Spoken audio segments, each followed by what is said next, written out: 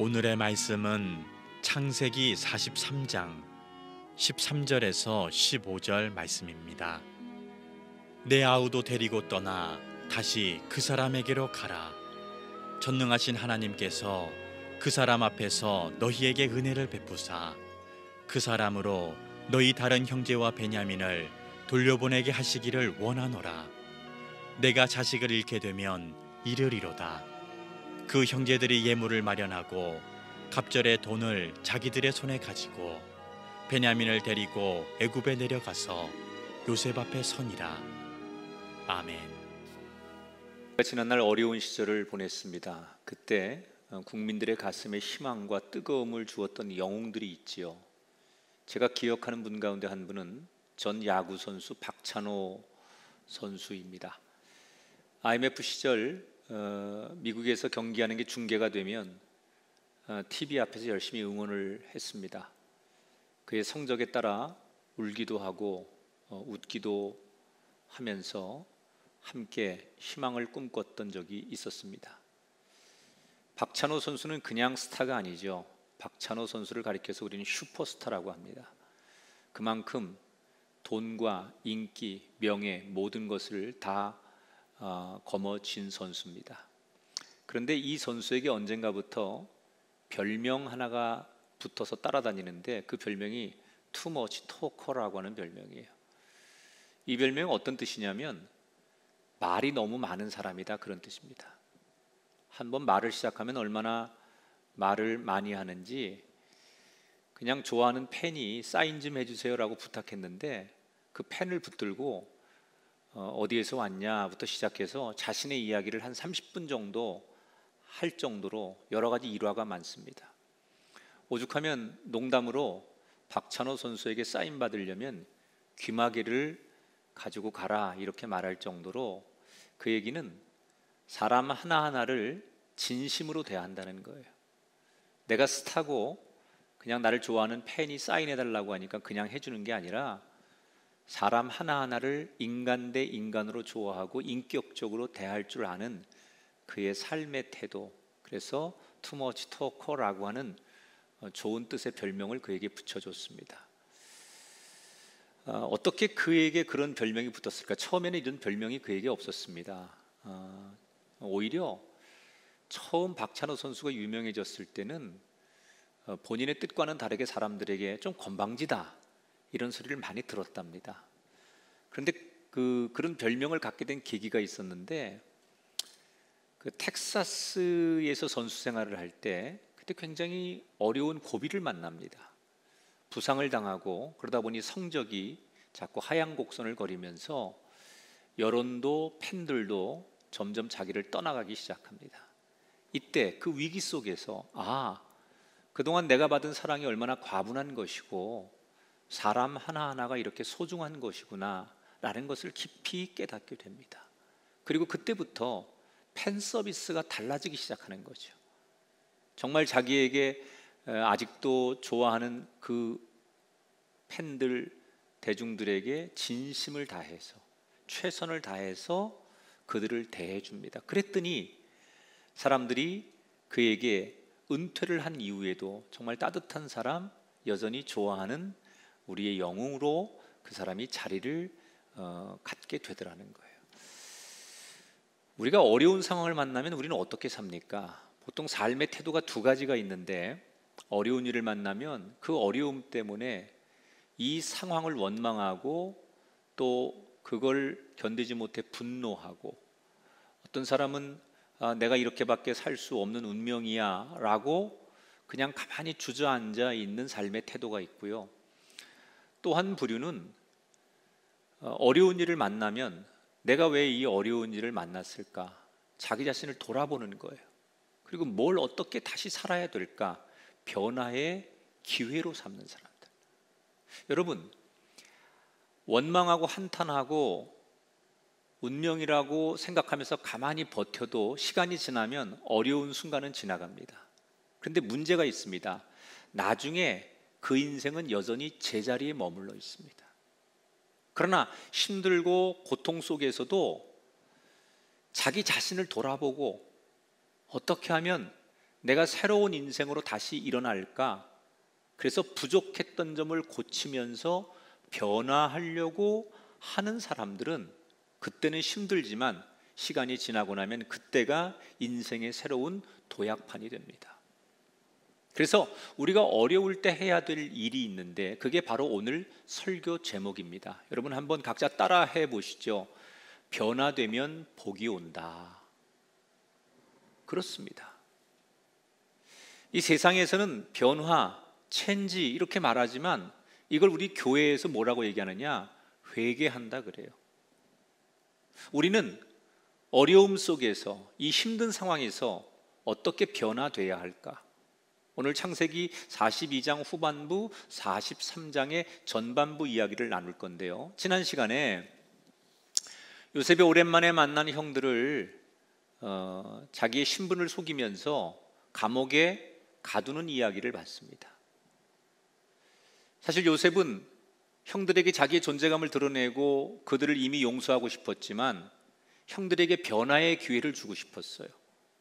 22년 전에 벌어졌던 일, 그리고 그간의 삶을 통해서 그들이 깨닫고 진심으로 바꾸어지는 인생이 되기를 원해서 기회를 주려고 하는 의도가 있었어요. 그래서 감옥에 일부러 가둔 거예요.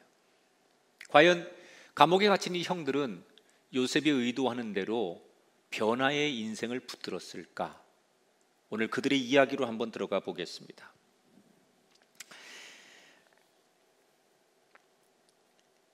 자, 감옥에 갇혀 있는 이 형들은 자기들 너무 억울하지요.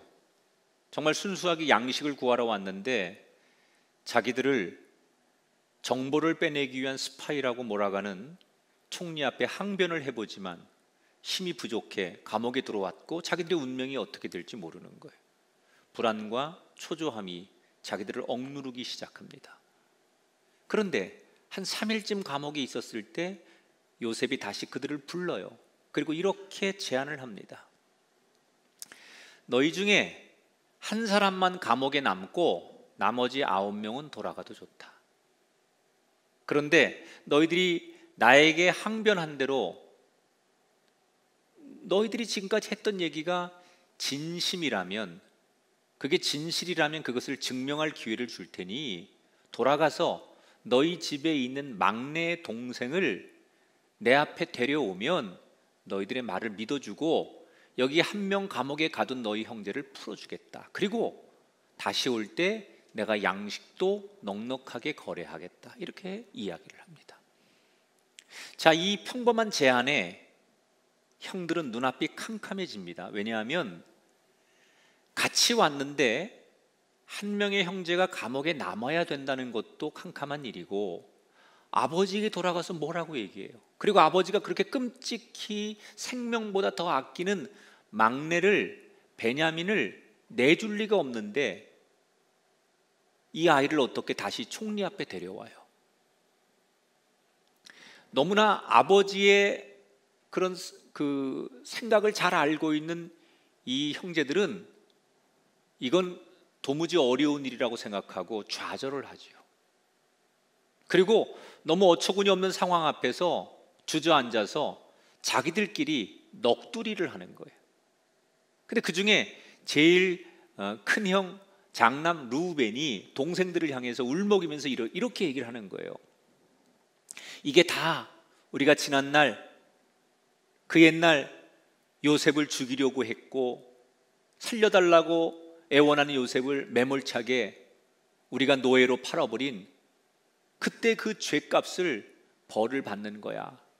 우리가 그때 그러지 말았어야 되는데 우리가 그래서 이렇게 지금 공경에 처하는 거야. 어떻게 하면 좋냐? 그리고 첫째 형 루벤이 울먹이는 거예요. 물론 자기들끼리 하는 얘기이기 때문에 이 이야기를 총리는 알아들을 수 없다고 생각합니다. 왜냐하면 그동안 통역관을 붙여서 이집트어와 히브리어를 통역해 준다고 생각했기 때문에 전혀 이집트 사람들은 총리는 자기들이 하는 얘기를 알아듣지 못할 거라고 생각하고 자기 형제들끼리 중얼중얼 하는 얘기예요. 그런데 요셉은 그 얘기를 다 알아듣잖아요. 얼마나 울컥하는지. 잠시 그 자리에 서 있을 수가 없어 방으로 들어가서 한참을 펑펑 울다가 눈물을 훔쳐 닦고 나와서 자기가 말한 대로 한 사람을 감옥에 남으라고 시몬이라는 사람을 지목해요. 자, 왜 시몬을 요셉은 네가 남아라 그리고 감옥에 시몬을 가뒀을까? 두 가지 이유가 있는데, 장남 루벤 다음에 그 다음에 연장자가 시몬이에요. 그리고 이 시몬은 과거에 요셉을 평상시에도 제일 많이 괴롭히고 학대하고 요셉을 죽이자 또는 요셉을 팔 때 가장 적극적으로 가담했던 형이에요. 뭔가 좀 상징성이 있는 거죠. 자, 시몬을 감옥에 가두고 9명의 형제들에게는 그들이 원하는 만큼 준비해온 자루에다가 곡식을 팝니다. 그리고는 자기 부하들을 시켜서 몰래 그 곡식 자루에다가 저들이 가지고 왔던 돈을 몰래 도로 넣어주어라 이렇게 시킵니다. 아무것도 모르고 곡식을 샀다고 생각하고 이제 9명의 형제들이 터벅터벅 가난을 향해 걸어가다가 날이 저물어 한 여관에 그날 밤 유해야 됩니다. 짐을 정리하다가 그 여관에서 자기들이 분명히 돈을 냈는데 그 돈이 곡식 자루에 들어있는 것을 발견하고 그들이 가슴이 철렁 내려앉죠. 돈이 생겨서 좋아야 되는데 이 돈이 생겼다는 것은 자기들이 이집트 사람들에게, 특히 총리에게 거짓말을 하거나 사기를 친 결과밖에 되지 않잖아요. 자기들은 그럴 의도가 없었는데 이 돈이 이 자루에 들어있다는 것은 분명히 상대가 오해하기에 충분한 사건이기 때문에 그들은 머리가 복잡해지는 거예요. 불안합니다. 그러나 이미 되돌아갈 수 없고 이 상황을 수습할 수 없기에 그들은 불안한 마음을 가지고 아버지 집으로 가게 되죠. 도착해서는 이집트에서 있었던 일을 아버지 야곱에게 소상하게 설명하면서 시몬이 그래서 함께 오지 못했고 감옥에 갇혀 있노라고.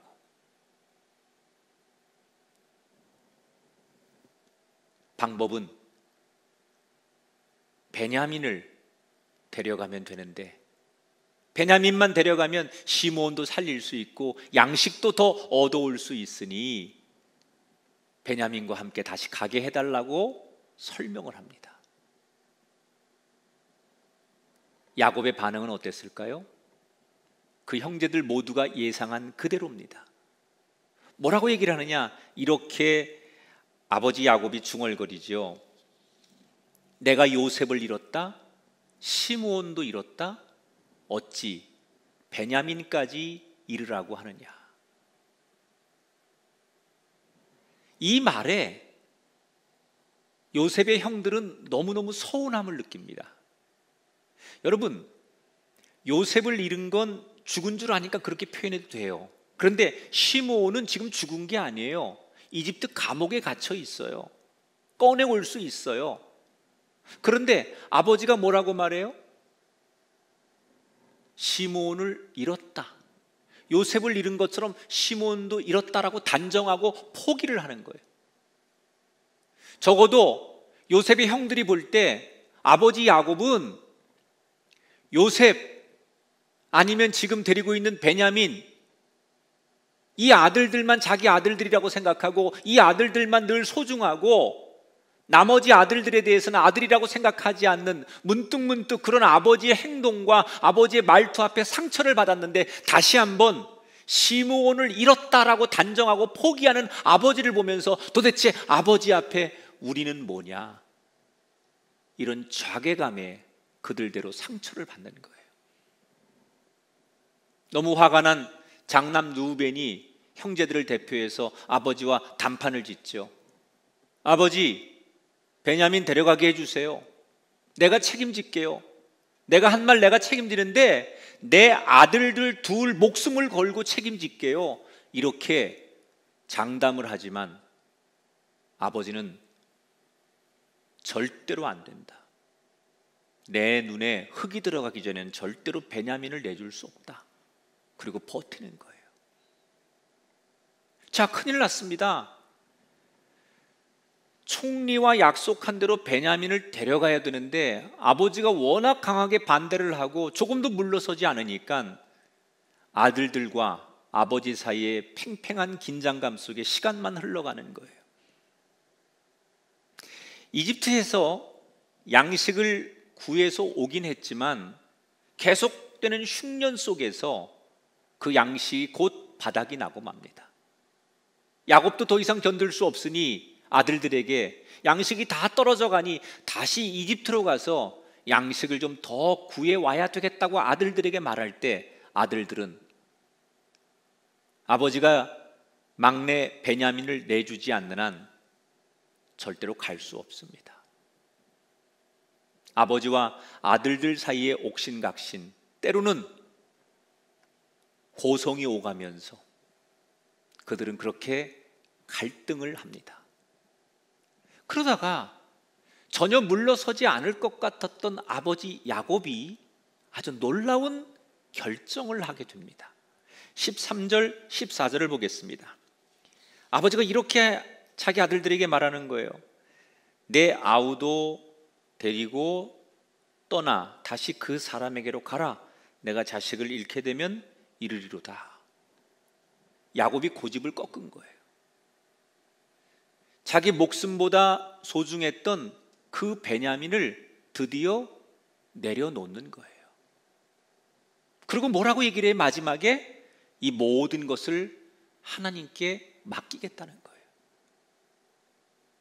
내 목숨을 내어줄지언정 이 베냐민은 절대로 내어줄 수 없다고, 너무너무 내 목숨보다 소중한 게 이 막내 베냐민의 목숨이라고 그렇게 고집을 부렸던 이 아버지 야곱이 드디어 이 모든 것을 하나님 앞에 맡기기로 한다라고 선언을 해요. 도대체 그렇게 완강하고 절대로 그럴 수 없다고 했던 야곱이 왜 어느 날 마음을 바꾼 걸까? 그 결정적인 계기는 넷째 아들 유다의 말 한마디 때문이었어요. 자, 유다라는 넷째 아들이 아버지께 갈등이 한참 심할 때 어떤 얘기를 하느냐? 8절 9절에 보니까 유다가 그의 아버지에게 이르되 내가 그를 위하여 담보가 되어오리니 아버지께서 내 손에서 그를 찾으소서. 내가 만일 그를 아버지 앞에 두지 아니하면 내가 영원히 죄를 지리이다. 유다가 뭐라고 말해요? 아버지, 내 생명을 걸게요. 아버지 걱정하시는 일처럼 저 베냐민을 절대로 잃지 않고 데려올 건데 내 생명을 걸 테니까, 내가 책임질 테니까 저를 믿어주세요. 그리고 자기 목숨을 걸어요. 여러분, 첫째 아들 루벤이 아버지에게 협상할 땐 뭐라고 해요? 자기 목숨을 걸지 않고 자기 아들들, 그러니까 야곱에게는 손자들 아닙니까? 손자들의 목숨을 걸어요. 그런데 유다는 다른 사람 아니에요. 내 목숨을 거는 거예요. 내가 희생하겠다는 거예요. 여러 가지 의미가 있는데 이 유다가 자기를 전적으로 희생하는 거예요. 다른 사람들은 자기 목숨 걸지 않아요. 그런데 유다만은 내가 모든 걸 책임지겠습니다. 만약에 문제가 있으면 내가 모든 걸 짊어지겠습니다. 라고 간절하게 말하는 그 유다의 말이 아버지 야곱의 마음을 울린 거예요. 왜? 여러분, 같은 말을 해도 진심으로 느껴지는 말이 있잖아요. 유다가 하는 얘기가 아버지에게 진심으로 다가오는 거예요. 왜 유다가 한 말이 아버지에게 진심으로 울컥하게 다가왔을까요?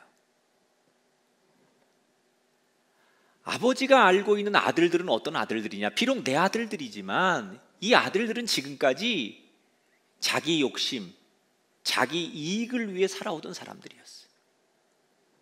22년 전에 동생 요셉을 사실 죽이려고 하고 판 것도 동생 하나 없어지면 아버지의 유산이 내 몫으로 좀 더 많이 떨어질 것이라고 하는 공통의 생각을 가지고 그런 일을 했던 이기적인 형제들이에요. 요셉을 그렇게 판 거는 모르지만 평상시의 삶의 태도를 보면 이 아들들이 남을 배려하거나 형제들을 위해 희생하거나 양보하는 그런 아들들이 아니라 욕심과 자기들 생각대로만 살아가려고 하는 이기적인 사람들이라는 것을 너무나 아버지는 잘 알고 있었어요. 그런데 그런 아들들이 달라진 거예요.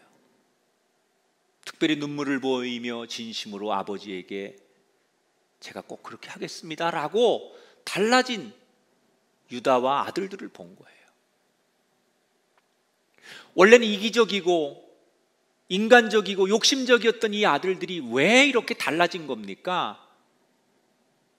야곱은 지금 이집트에서 이들이 무슨 일이 있었는지 그들의 심리 상태까지 모르지만 사실 그들은 이집트에서 감옥에 들어가서 며칠을 지내면서 그때 두려움과 절망 속에서 그들은 깊이 회개를 할 시간이 있었어요. 그리고 그때 그 감옥에서 그들이 잘못을 깨닫고 잘못을 후회하면서 달라지기 시작했어요. 어떤 것이 달라진 거예요? 나밖에 모르고 내 욕심, 내 생각대로 살던 이기적인 사람에서 남을 위해 나를 내려놓고 남을 위해 희생하는 그런 사람으로 완전히 감옥에서의 회개가 그들의 인생관을 바꿔놓은 거예요. 여러분, 별거 아닌 것 같지만 그들에게 이 회개의 변화의 사건이 일어나자 하나님께서 그때부터 그곳에 역사를 하기 시작합니다. 유다가 한 말에 아버지 야곱이 감동을 받게 하시고 결국 그 자기의 생각과 고집을 꺾도록 하나님께서 야곱의 마음을 어루만지시는 거예요. 그리고 그때부터 야곱의 가정에 축복의 길이 열려요. 만약에 이 형들이 감옥에 있을 때 서로 자기들끼리 네가 그때 그러자고 해서 그런 거야 라고 서로 원망하고 그리고 이렇게 여기 온 것에 대해서 후회하고 분노만 했다면 어떻게 되었을까요? 그들은 절대로 변화되지 않았을 거예요. 그 변화가 없었다면 지금 아버지 앞에서나 다른 형제들 앞에서 나를 내어주는 희생 이런 것을 자청하지 않는 사람들이에요. 아마도 옛날에 그들이라면 아버지가 고집을 부린다면 그 아버지의 말을 거슬려서라도 강제로 베냐민을 납치하든지 뺏어서라도 그 베냐민을 자기들이 데리고 가는 스타일이 아들들이에요. 그런데 그렇게 하지 않아요. 변화된 거예요. 그런데 그 변화가 하나님 보실 때 너무 귀한 거예요. 그리고 그때부터 그 변화 앞에서 그들의 인생에 새로운 길을 허락해 주시는 거예요. 오늘 이 귀한 예배에 참석하는 사랑하는 성도 여러분, 우리는 지금 바이러스가 만든 창살 없는 감옥에서 많은 분들이 하루하루 불평하고 원망하고 세상을 향해서 누군가를 향해서 분노하고 있어요. 물론 사람은 힘들면 원망도 할 수 있고 화가 나면 분노도 할 수 있는 거예요.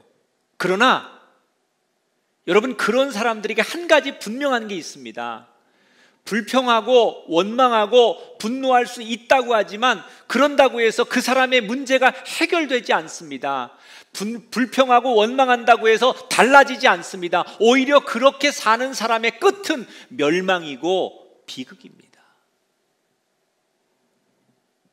우리가 해야 될 일이 있다면 뭘까요? 요셉의 형제들처럼 변화하는 거예요.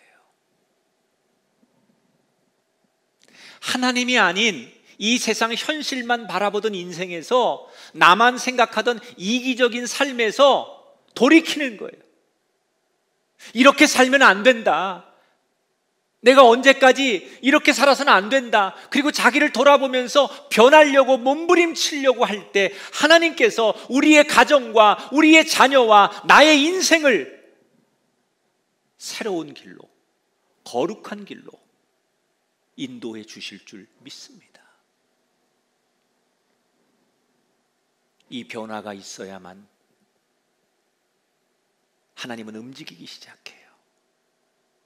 하나님은 우리에게 이 변화를 기다리고 계시는 거예요.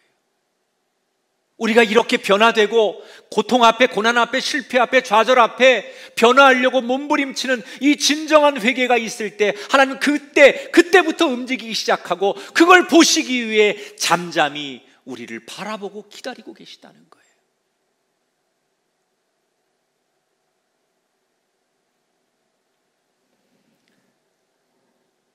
자기 목숨과도 같았던 귀한 아들을 내놓는 야곱의 큰 결단으로 아들들이 다시 이집트로 출발을 하게 됩니다. 야곱은 철저한 사람이죠. 베냐민도 지켜야 되겠고 감옥에 갇혀있는 시므온도 데려와야 되겠고, 그래서 아들들에게 몇 가지 일을 시킵니다. 우선 돈을 2배로, 첫 번째 이집트를 갔을 때보다도 2배로 많이 가져가라, 이렇게 얘기해요. 그건 첫 번째 곡식을 돈을 안 주고 가져온 거라고 생각하고, 혹시 가서 첫 번째 곡식값도 지불하고 다시 새로운 곡식을 가져와야 되니까 예전보다 2배의 돈을 가져가라고 돈을 주는 거예요. 또 하나는 이집트 총리가 누군지 모르지만 그들을 만나야 되니 그 총리의 마음을 좀 어루만지기 위해서 당시 가나안에 있는 아주 좋은 특산품들, 이 좋은 것들을 많이 챙기게 합니다. 그걸 총리에게 갖다가 선물로 주라는 거예요. 아버지로서 아들들을 지키기 위해서, 이 문제를 해결하기 위해서 야곱이 할 수 있는 인간적인 방법에 최선을 다하는 거죠. 그런데 자기가 할 수 있는 최선을 다한 다음에 그가 마지막으로 치르는 의식 하나가 있어요.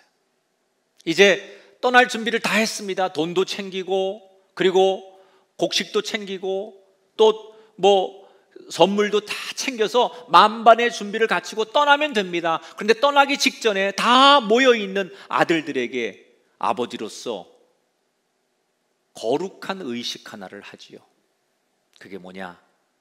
아들들을 축복하는 기도를 하는 거예요.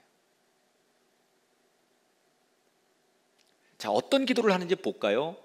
14절에 보니까 전능하신 하나님께서 그 사람 앞에서 너희에게 은혜를 베푸사 너희 다른 형제와 베냐민을 돌려보내게 하시기를 원하노라.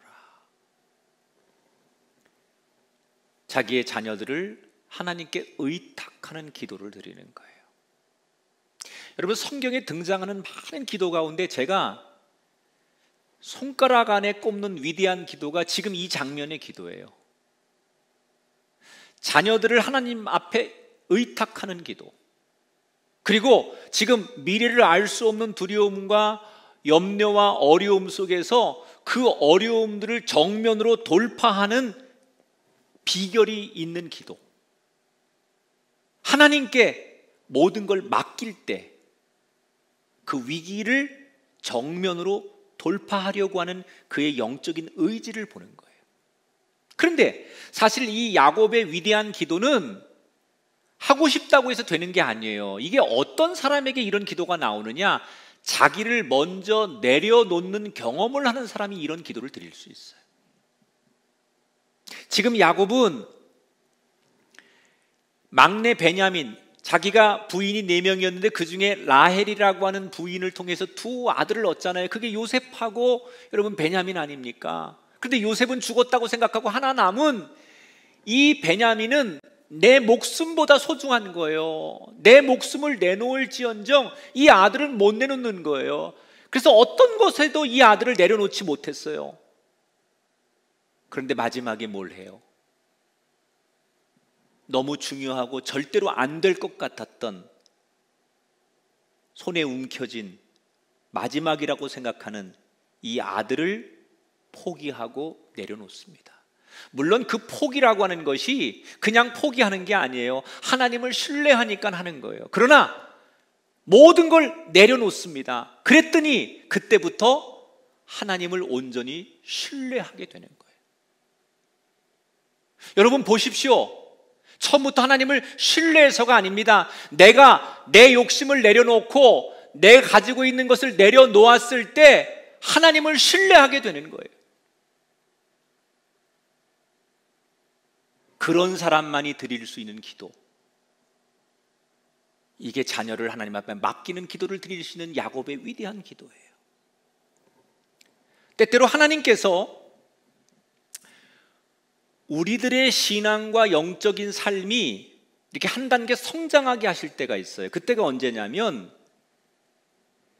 내가 너무너무 소중하게 생각하는 이것만큼은 내가 절대로 내려놓을 수 없는 게 있잖아요. 우리가 내 평생 목숨과도 내 청춘과 젊음과 모든 걸 다해서 일구어 놓은 이것만큼은 뺏기고 싶지 않고 내려놓고 싶지 않은 게 각자 있어요. 어떤 사람에겐 그게 돈일 수 있고 명예일 수 있고 자기의 자리일 수 있고 모든 게 있거든요. 근데 하나님께서 어느 날 그것까지도 내려놓기를 원하실 때, 그걸 내려놓아야 할 때, 그때 비로소 그 사람에게 위대한 기도가 시작되는 거예요. 사탄은 절대로 우리들에게 그거 못 내려놓게 합니다. 사탄은 뭐라고 하는 줄 알아요? 네가 가지고 있는 그 소중한 거 왜 포기해? 내려놓을 수 없어. 그거 붙들고 있으면서 하나님도 믿을 수 있어. 그거 가지고 있으면서 하나님도 따라갈 수 있어. 이렇게 유혹해요. 그래서 사탄의 말을 들으면 내게 소중한 이거 절대로 못 내려놔요. 이거 붙들고 있으면서 하나님도 따라가려고 해요. 그러니 진정으로 하나님을 의지할 수 없는 거예요. 여러분 보세요. 내가 쥐고 있는 이 가치, 너무 소중한 것, 이걸 내려놔야 하나님을 붙잡을 거 아니에요. 순서가 있잖아요. 그런데 사탄은 그 소중한 거, 절대 내려놓을 수 없는 거, 내 목숨과도 바꿀 수 없는 그걸 못 내려놓게 해요. 그리고 그거 붙들고도 하나님을 의지하고 하나님을 따라갈 수 있다고 말해요. 우리는 평생 그 사탄의 속삭임에 그렇게 살면 되는 줄 알고 그렇게 살아왔기 때문에 우리의 인생이 잘못됐던 거예요. 내려놓을 때 하나님이 비로소 책임져 주실 줄 믿습니다. 자, 이렇게 아버지의 축복의 기도를 받은 형제들은 일주일 정도를 걸어서 이집트에 도착을 합니다. 이제 그들의 운명은 어떻게 될까요? 16절에 보니까 요셉이 베냐민이 그들과 함께 있음을 보고 자기의 청지기에게 이르되 이 사람들을 집으로 인도해드리고 짐승을 잡아 준비하라. 이 사람들이 정오에 나와 함께 먹을 것이니라. 자, 이제나 저제나 형제들이 다시 오기를 기다렸던 요셉이 드디어 형제들이 왔다는 소리를 듣습니다. 근데 그 명단에 자기 손을 부들부들 떨게 하는 이름이 들어있는 거예요. 자기의 혈육, 같은 엄마 뱃속에 태어난 막내 동생 베냐민이 같이 왔다는 거예요. 그 이름만 보고도 감정이 복받쳐 오르는데 당장 뛰어가서 베냐민을 안고 형이 여기 있노라고 말해주고 싶은데 지금은 그렇게 하면 안 될 것 같아서 겨우겨우 마음을 진정시키고 자기 비서에게 이렇게 지시합니다. 그들을 우리 집으로 초대해라. 아주 멋있는 상을 차려라. 그리고 요리해서 그들을 식탁에 이러이러한 순서로 배치해서 앉히고 그들이 중간에 너에게 분명히 이러이러한 질문들을 할 건데 그때 그 질문에 이렇게 대답을 해라. 비서는 요셉이 시키는 대로 10명을 요셉의 집으로 데려갑니다. 그런데 집으로 가는 이 형제들의 마음이 불안하고 불편한 거예요. 왜 곧바로 총리를 만나지 않고 왜 우리를 엉뚱한 곳으로 데려가는 것일까? 혹시 지난번 곡식을 사가고 돈을 다시 가져간 것 때문에 그 죄에 추궁을 해서 우리를 감옥에 가두려고 다시 우리를 또 무슨 어려움에 처하게 해서 우리를 노예로 만드는 건 아닐까? 이런 두려움이 생기는 거예요. 그래서 불안한 거예요. 그래서 너무 불안하니까 자기들을 안내하는 그 비서를 붙들고 그들이 사정을 합니다. 먼저 이렇게 자기들의 이야기를 하지요. 막 몸을 덜덜덜 떨면서, 저기요, 지난번에 저희가 그 자루에 돈이 들어 있었는데 뭔가 분명히 착오가 있습니다. 우리는 분명히 돈을 지불했는데 왜 그 돈이 저희 그 곡식 자루에 들어 있는지 모르겠습니다. 그런데 아무튼 저희가 나중에 보니 돈이 들어 있어서 그 돈 다시 다 물려드리려고 도로 가져왔으니 저희 오해하지 마십시오. 저희가 의도적으로 그런 게 아닙니다. 그리고 애써 이런저런 해명을 합니다. 이때 놀라운 일이 일어나요. 이 이방인 비서가 두려워 떨고 있는 이 요셉의 형제들에게 뭐라고 얘기하느냐? 그때 당신들이 돈 내는 거 나도 봤습니다. 우리가 그 돈 다 받았습니다. 그런데 돈이 다시 당신들 곡식 주머니에 들어가 있다고 하니 그건 당신들이 믿는 하나님께서 그렇게 하신 거겠지요? 라고 하면서 알 수 없는 미소를 지으면서 마지막에 뭐라고 얘기를 하느냐? 이 형제들에게 샬롬 이렇게 얘기하는 거예요. 여러분, 이 샬롬이라는 말, 이건 히브리 사람들이 하나님을 믿는 사람들끼리 하는 최고의 축복의 인사예요. 하나님께서 주시는 평안이 너에게 있을지어다. 이게 샬롬 아닙니까? 그런데 하나님을 모르는 이방 사람의 입을 통해서 지금 두려워 떨고 불안해하는 요셉의 형제들에게 하나님께서 다른 이방인의 사람의 입을 통해서 하나님이 전해주신 메시지가 뭐예요? 내가 너희에게 평안을 주노라.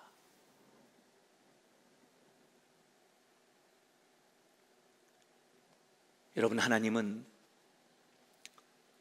우리가 어디에서 어떤 환경에서 누구와 어떻게 있든 간에 우리에게 늘 샬롬을 주시는 분이에요.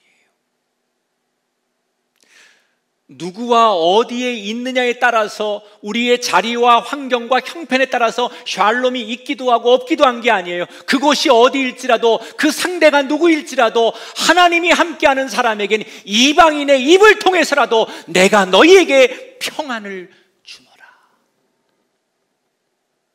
너무 놀라운 메시지를 받는 거예요. 그런 이야기를 주고받으며 드디어 요셉의 집 마당에 도착을 했어요. 서성이고 있는데 저쪽에서 누가 막 뛰어오는 거예요. 자세히 보니 감옥에 홀로 남겨졌던 시몬이 형제들의 이름을 부르며 특별히 막내 동생 베냐민을 끌어안고 부둥켜 안고 엉엉 울면서 서로의 안부를 묻는 거예요. 자연스럽게 형제들이 화해하고 친한 형제들의 사랑을 그 가운데서 나누는 거지요. 그러는 사이 그들은 이제 연회장으로 안내되어 들어갑니다.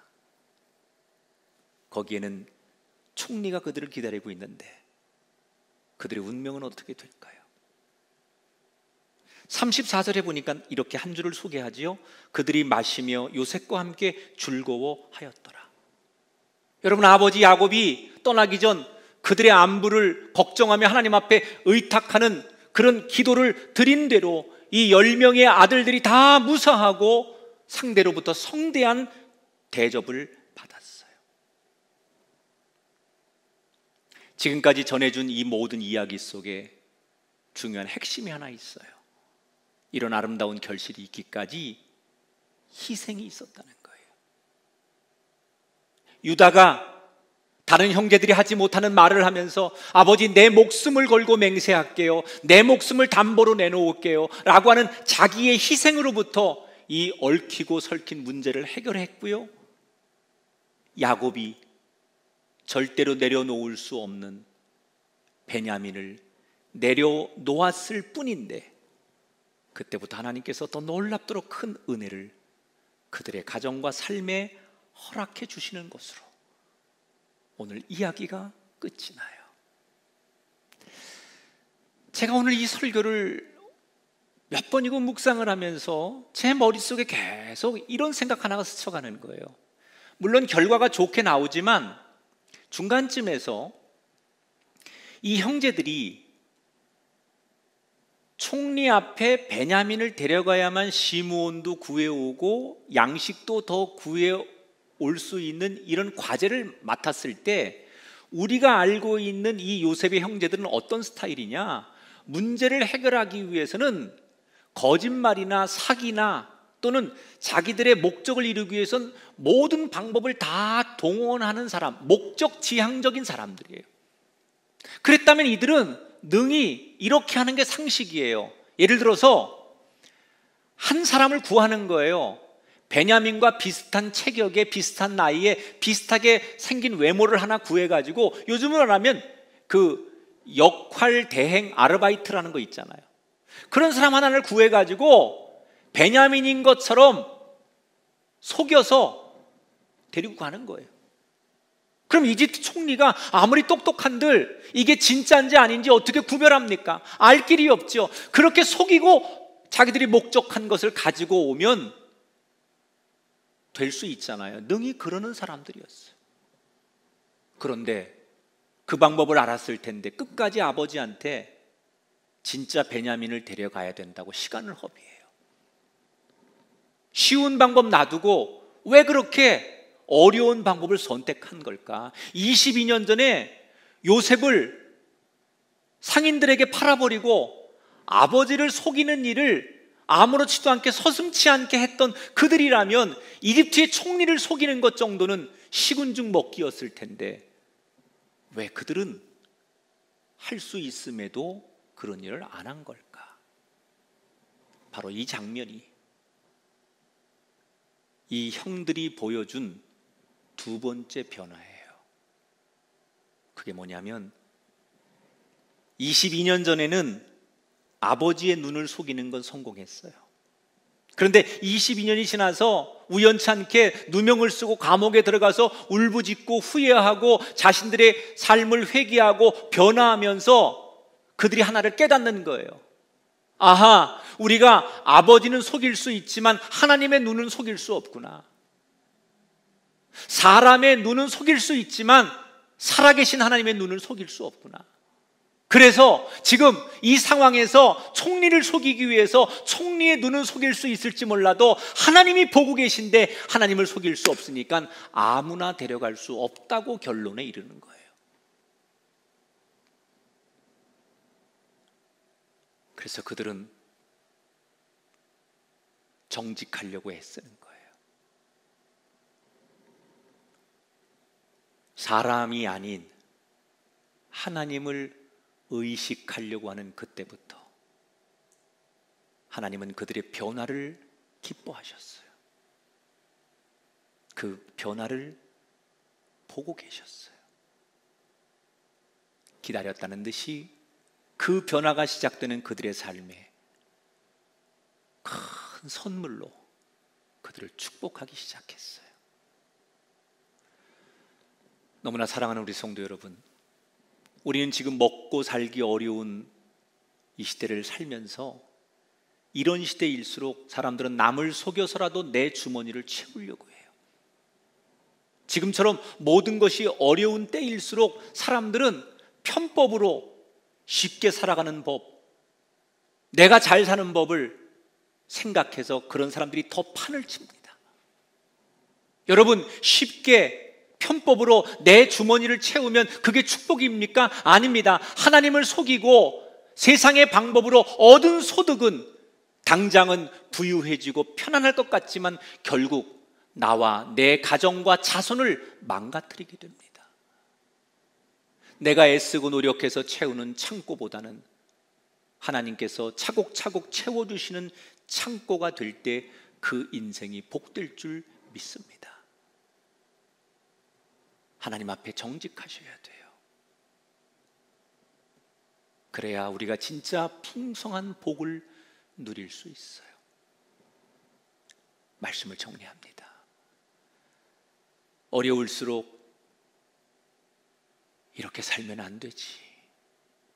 자신을 돌아보고 고치고 변화하려고 몸부림치는 사람에게 그 고난이 변하여 축복이 되고 환난이 변하여 기쁨이 될 줄 믿습니다. 움켜쥐고 나밖에 모르고 나만 잘 되면 된다고 생각하는 그런 삶의 모습을 버리고 배려하는 변화를 선택하십시오.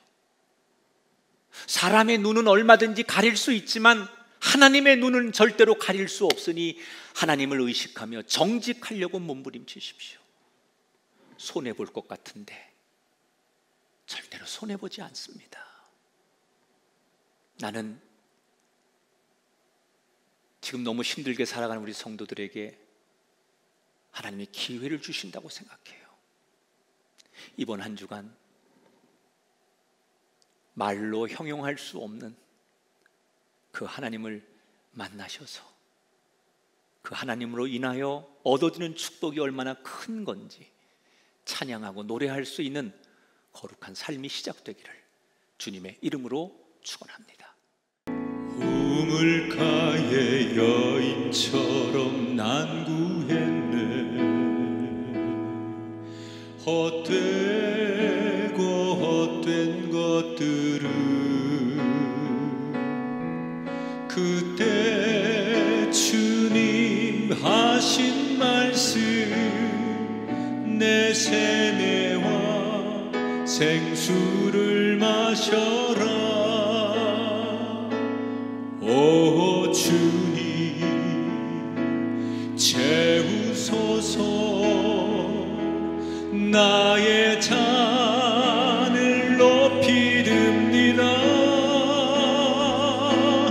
하늘 양식 내게 채워주소서.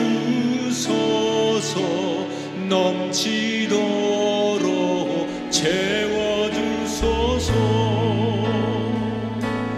많고 많은 사람들이 찾았었네. 헛되고 헛된 것들은 주 안에 감 주인 보배 세상 것과 난 비길 수 없네. 내 친구여 내 친구여 거기서 오라 오라. 내 주의 넓은 품으로 내 주의 넓은 품으로 우리 주님 너를 반겨 그 넓은 품에 안아주시리. 오 주님 채우소서. 나의 잔을 높이 듭니다. 하늘 양식 내게 채워주소서. 넘치도록 채워주소서. 오 주님 오 주님 채우소서.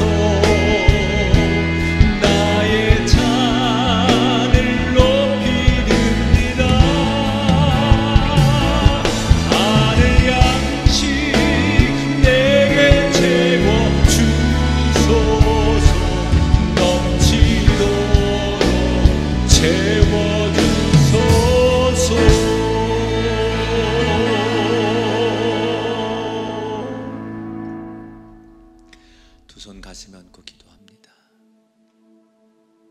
하나님, 지금 홀로 깊은 골방에서 아무도 없는 조그만 식탁 앞에서 힘없이 이 예배를 드리며 울고 있는 당신의 자녀들에게 하나님, 그 따뜻한 손으로 내가 여기 있다, 내가 너와 함께한다, 나는 네 편이다 말씀해 주시옵소서. 이 고난과 고통의 때를 잘 이겨내라.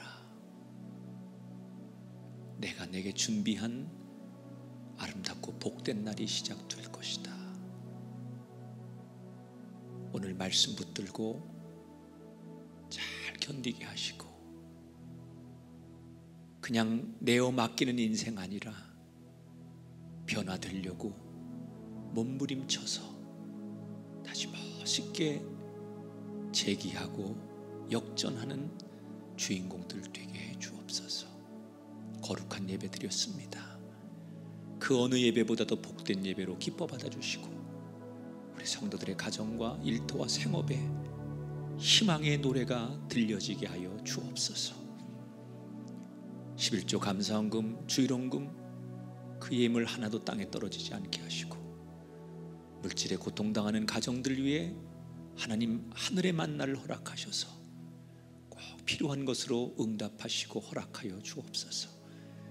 전 세계, 특별히 대한민국을 위로해 주시고, 하나님 정치하는 분들, 이 땅의 지도자들에게 백성들의 눈물을 보게 하시고, 자신들의 이익과 상념에 사로잡히지 않게 하시고, 백성들 편에 서서 특별히 교회들이 예배드리기 위해 몸부림치는데 교회가 건강하게 예배할 수 있는 환경이 조성되도록, 우리 모든 사람들의 마음이 따뜻해지도록 격려하시고 성령의 바람을 불어넣어 주옵소서.